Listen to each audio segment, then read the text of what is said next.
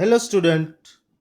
I, Dhaval Sangani, welcome you all in Saraswati Group of Education. Today, we will study about the simple past tense. આજે આપણે સાદા ભૂતકાળ વિશે અભ્યાસ કરીશું. સૌપ્રથમ આપણે તેની ડેફિનેશન જોઈ લઈએ. Past tense is used to indicate an action that took place at some time in the past. ભૂતકાળમાં અમુક સમયે થયેલી ક્રિયા દર્શાવવા સાદા ભૂતકાળનો ઉપયોગ થાય છે. આ સાદા ભૂતકાળની ડેફિનેશન એટલે કે વ્યાખ્યા આપણે જોઈ. હવે સાદા ભૂતકાળના થોડા નિયમો જોઈએ. We use the past form of the verb in simple past tense. એટલે કે જ્યારે આપણે સાદા ભૂતકાળની વાક્ય રચના બનાવીએ ત્યારે આપણે ક્રિયાપદનું ભૂતકાળનું રૂપ મૂકવું જોઈએ. હવે ભૂતકાળનું રૂપ કઈ કઈ રીતે મૂકી શકાય એના અલગ અલગ નિયમો રૂલ્સ છે જેનો આપણે ટર્ન બાય ટર્ન અભ્યાસ કરીશું. સૌપ્રથમ રેગ્યુલર વર્બ્સ નિયમિત ક્રિયાપદો. Add ed to the base form of most verbs. એટલે કે અમુક નિયમિત ક્રિયાપદોના છેડે ઈડી પ્રત્યે લગાડવાથી તે સાદા ભૂતકાળનું રૂપ બને છે. For example start, started, finish, finished, work, worked, wash, washed. Another rules, add only ed when the base form ends in a e. હવે જે વર્બ એટલે કે ક્રિયાપદનો છેલ્લો અક્ષર ઈ હોય તેવા ક્રિયાપદને છેડે માત્ર ડી પ્રત્યય લગાડવાથી તેનું સિમ્પલ પાસ્ટ ટેન્સ એટલે કે સાદા ભૂતકાળનું રૂપ બને છે, ક્રિયાપદ બને છે. Live, lived, hate, hated, die, died, joke, joked, etc. Another rules, if the verbs end in a consonant plus y, change the y to I and add ed.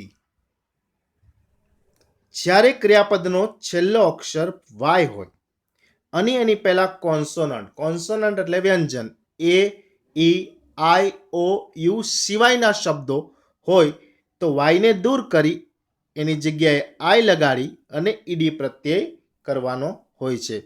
Study, studied, carry, carried, try, tried, copy, કોપીડ. તમે જુઓ છો કે દરેક વર્બનો છેલ્લો અક્ષર Y છે અને વાયની પહેલા consonant એટલે કે વ્યંજન છે તો વાયનો આઈ કરી અને ઈડી પ્રત્યે લગાડવામાં આવેલું છે. Another rules, if the verb end in a vowel plus y, do not change the y, just add ed. હવે એવા ક્રિયાપદો હોય જેનો છેલ્લો અક્ષર વાય હોય પરંતુ વાયની પહેલા સ્વર હોય એટલે કે એ, ઈ, આઈ, ઓ, યુ શબ્દ આવેલા હોય તો વાયને દૂર કર્યા વિના માત્ર એને છેડે ઈડી પ્રત્યય લગાડવામાં આવે છે. For example play, played, stay, stayed, destroy, destroyed, pray, prayed. તમે જોઈ શકો છો કે બધામાં અંતિમ અક્ષર વાય છે પણ એ પહેલા એ, ઓ અને એ આ બધા સ્વર છે તો વાયને દૂર કર્યા વિના આ બધા ક્રિયાપદને છેડે ઈડી પ્રત્યય લગાડવામાં આવેલ છે. Another rules, if the verb has one syllable and ends in a consonant plus vowel plus consonant CVC pattern, double the final consonant and add ed. જો ક્રિયાપદ એક જ ઉચ્ચારણવાળું હોય અને એનો અંત કોન્સોનન્ટ એટલે કે વ્યંજનથી થતો હોય અને એ વ્યંજનની પહેલા સ્વર હોય અને એ સ્વરની પહેલા પાછો વ્યંજન હોય એટલે કે વ્યંજન પ્લસ સ્વર પ્લસ વ્યંજન સીવીસી પેટર્નમાં હોય તો છેલ્લા વ્યંજનને બેવડાવી એટલે કે ડબલ કરી ઈડી પ્રત્યે લગાડવામાં આવે છે. ફોર એક્ઝામ્પલ સ્ટોપ, સ્ટોપ્ડ, રોબ, રોબ્ડ, બેન, બેન્ડ, મોપ, મોપ્ડ. આ બધામાં છેલ્લે વ્યંજન છે પી, બી, એન, પી અને એની પહેલા સ્વર અને એની પહેલા પાછો વ્યંજન. ફોર એક્ઝામ્પલ પહેલો શબ્દ સ્ટોપ જોયો તો ટી છે એ વ્યંજન છે, ઓ સ્વર છે, પી પાછો વ્યંજન છે, તો પી ને ડબલ કરી એટલે કે ડબલ પી કરી અને ઈડી પ્રત્યે લગાડવામાં આવ્યું છે. અનધર રૂલ્સ, એક જ ઉચ્ચારણવાળા શબ્દ હોય અને એ સીવીસી પેટર્નમાં હોય પરંતુ એનો છેલ્લો અક્ષર ડબલ્યુ કે એક્સ હોય તો તે વ્યંજનને બેવડાવ્યા વિના માત્ર ઈડી પ્રત્યે લગાડવામાં આવે છે. ફોર એક્ઝામ્પલ સ્યુ, તો સ્યુમાં ડબલ્યુ છે, ડબલ્યુ પહેલા ઓ છે એ સ્વર છે અને એસ છે એ વ્યંજન છે, તો સીવીસી પેટર્ન છે પરંતુ ડબલ્યુ એનો અંતિમ અક્ષર છે તો માત્ર ઈડી પ્રત્યે લગાડવામાં આવે છે. Mix, mixed, et cetera. If the verb has two syllables and the final syllable is stressed, double the final consonant. If the verb has two syllables, એટલે કે બે ઉચ્ચારણવાળા શબ્દ હોય and the final syllable is stressed અને અંતિમ શબ્દ ઉપર ભાર મૂકવામાં આવતો હોય ત્યારે ડબલ ધ ફાઇનલ કોન્સોનન્ટ, ત્યારે અંતિમ વ્યંજનને ડબલ કરવાનો એટલે કે પાછો બેવડાવવાનો અને એને ઈડી પ્રત્યે લગાડવાનો. ફોર એક્ઝામ્પલ એડમિટ, તો ટી ઉપર ભાર આવે છે, સ્ટ્રેસ થાય છે, તો admitted, occur, occurred, permit, permitted, etcetera. આ બધા રૂલ્સ જોયા. એ રૂલ્સના એક્ઝામ્પલ્સ જોઈએ તો I wanted to learn English, અહીં વોન્ટનું સિમ્પલ પાસ્ટ ટેન્સ વોન્ટેડ કરવામાં આવેલું છે. You listen to music yesterday, લિસનનું listen. He played football in Mexico, પ્લેડનું પ્લેડ. અહીં વાય છે પણ વાયની પહેલા સ્વર એ છે એટલે વાય દૂર કર્યા વગર ઈડી લગાડેલ છે. We lived in a flat 2 years ago, live ને અંતિમ ઈ છે તો માત્ર ડી પ્રત્યે લગાડીને સિમ્પલ પાસ્ટ ટેન્સ કરેલું છે. C used the correct word in this exercise, તે લાઇકડ રોમ. ત્રણેય છેલ્લા ઉદાહરણ છે એમાં અંતિમ વર્બનો અંતિમ અક્ષર ઈ છે તો માત્ર ડી પ્રત્યે લગાડી અને સાદો ભૂતકાળ બનાવેલ છે. Sentence structure of simple past tense, સાદા ભૂતકાળની વાક્ય રચના. Subject plus past form of verb plus other words, એટલે કે કર્તા, ક્રિયાપદનું ભૂતકાળનું રૂપ અને અન્ય શબ્દો. આ એફર્મેટિવ હકાર વાક્યની સાદા ભૂતકાળની વાક્ય રચના છે. એના એક્ઝામ્પલ્સ જોઈએ તો Rahul played cricket, Rahul cricket રમ્યો. અહીં પ્લેડ છે એ વર્બ છે, ક્રિયાપદ છે, ત્યારે માત્ર ઈડી પ્રત્યે પ્લેની છેડે લગાડેલ છે. સી કુકડ ગુડ ફૂડ, તેણીએ સારી રસોઈ બનાવી. અહીં કુકડ છે એ ક્રિયાપદ છે. હી હેલ્પડ હિઝ ફ્રેન્ડ, તેણે તેના મિત્રને મદદ કરી. અહીં હેલ્પ છે એ ક્રિયાપદ છે જેનું હેલ્પડ કરવામાં આવેલું છે. આગળ જોઈએ કીવર્ડ્સ. હવે સિમ્પલ પાસ્ટ ટેન્સને ઓળખશું કેમ? ઘણા બધા કાર્ડ્સ ભેગા થઈ જાય ટેન્સ ત્યારે સિમ્પલ પાસ્ટ ટેન્સ છે એમ ખબર કેમ પડે? ઓળખ સૂચક શબ્દો ક્યાં એના? તો કે અગો એટલે પહેલા, યસ્ટરડે એટલે ગઈકાલે, લાસ્ટ ડે એટલે છેલ્લા દિવસે અથવા ગઈકાલે, લાસ્ટ નાઇટ છેલ્લી રાત્રે અથવા ગઈ રાત્રિએ, લાસ્ટ વીક છેલ્લા અઠવાડિયે અથવા ગયા અઠવાડિયે, લાસ્ટ મંથ છેલ્લા મહિને અથવા ગયા મહિને, લાસ્ટ યર છેલ્લા વર્ષે અથવા ગયા વર્ષે, બિફોર પહેલા અથવા અગાઉ. આના એક્ઝામ્પલ જોઈએ તો અગો એટલે પહેલા. My mother went to the temple an hour ago, મારી માતા કલાક પહેલા મંદિરે ગઈ. એટલે કે ભૂતકાળમાં ક્રિયા પૂર્ણ થઈ ગઈ છે તેથી સિમ્પલ પાસ્ટ ટેન્સમાં એનો ઉપયોગ કરવામાં આવેલ છે. યસ્ટરડે એટલે ગઈકાલે. ભાવના મેટ ચેતન યસ્ટરડે, અહીં મીટનું મેટ કરવામાં આવેલ છે. લાસ્ટ ડે એટલે કે ગઈકાલે. Rahul completed his picture last day, અહીં લાસ્ટ જે છે એ કીવર્ડ્સ છે સિમ્પલ પાસ્ટ ટેન્સનો. કમ્પ્લીટનું કમ્પ્લીટેડ કરવામાં આવેલું છે.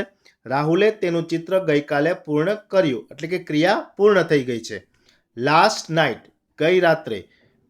My grandfather told me a story last night, ગઈ રાત્રે મારા દાદાએ મને વાર્તા કહી. અહીં ટેલનું વર્બ છે, પાસ્ટ વર્બ છે ટોલ્ડ. લાસ્ટ વીક એટલે કે ગયા અઠવાડિયે. Sneha bought a new purse last week, અહીં બાયનું સાદો ભૂતકાળ છે બાઉટ. સ્નેહાએ ગયા અઠવાડિયે નવું પર્સ લાવી. લાસ્ટ મંથ ગયા મહિને. અવર ઇંગ્લિશ ટીચર કમ્પ્લીટેડ અવર સિલેબસ લાસ્ટ મંથ. અહીં કમ્પ્લીટનું કમ્પ્લીટેડ થયું છે, લાસ્ટ મંથ છે એ કીવર્ડ્સ છે. અમારા અંગ્રેજીના શિક્ષકે અમારો અભ્યાસક્રમ ગયા મહિને પૂર્ણ કર્યો.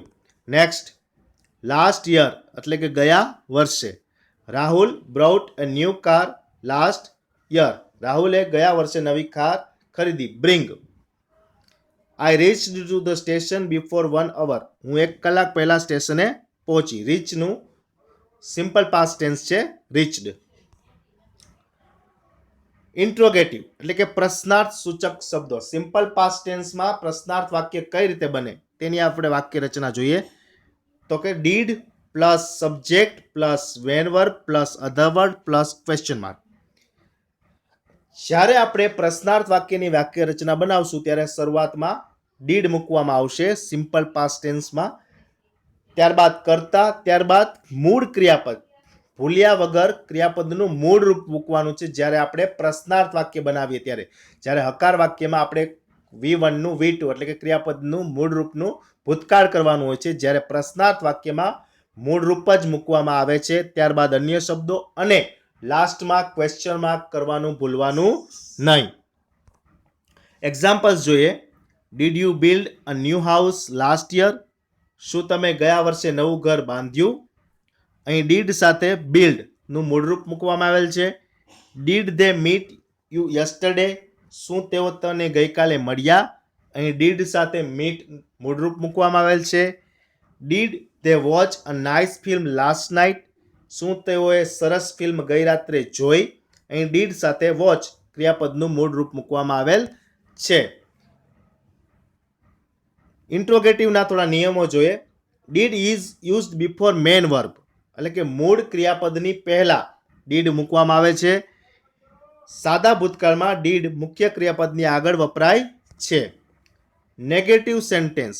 હવે સિમ્પલ પાસ્ટ ટેન્સમાં નેગેટિવ સેન્ટેન્સ કઈ રીતે સ્ટ્રક્ચર થાય એની સેન્ટેન્સ સ્ટ્રક્ચર જોઈએ તો subject plus did plus not plus main verb plus other words એટલે કે કર્તા plus did plus not plus મુખ્ય ક્રિયાપદ અને અન્ય શબ્દો.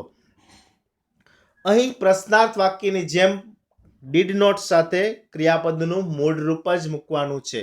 માત્ર હકાર વાક્ય હોય ત્યારે જ ક્રિયાપદના છેડે ઈડી લગાડવાનો હોય છે એટલે કે V1 નું V2 કરવાનું હોય છે, જ્યારે પ્રશ્નાર્થ વાક્ય કે નકાર વાક્યમાં ક્રિયાપદનું મૂળ રૂપ જ મૂકવાનું હોય છે. વાક્ય રચના જોઈએ તો કર્તા plus did plus not plus મુખ્ય ક્રિયાપદ પ્લસ અન્ય શબ્દો. હવે એના થોડા ઉદાહરણો જોઈએ. Examples. The teacher did not teach us English. શિક્ષકે અમને અંગ્રેજી ભણાવ્યું નહીં. અહીં ડીડ નોટની સાથે ટીચ છે જે મૂળ ક્રિયાપદ છે. Shweta did not eat apples, she ate mangoes. Shweta apple એટલે કે સફરજનો ખાતી નથી, તે કેરીઓ ખાય છે. તો એ ડીડ નોટ સાથે ઈટ વાપરેલું છે. Ashwin did not give me a book. અશ્વિને મને પુસ્તક આપ્યું નહીં. આ નેગેટિવ સેન્ટેન્સના એક્ઝામ્પલ્સ છે. મિત્રો, સિમ્પલ પાસ્ટ ટેન્સની definition, affirmative sentence, interrogative sentence and negative sentence અને ઈડી પ્રત્યય કઈ રીતે V1 નું V2 થાય એ નિયમો આપણે શીખ્યા. આશા છે કે તમને બધાને આવડી ગયા હશે. Thank you.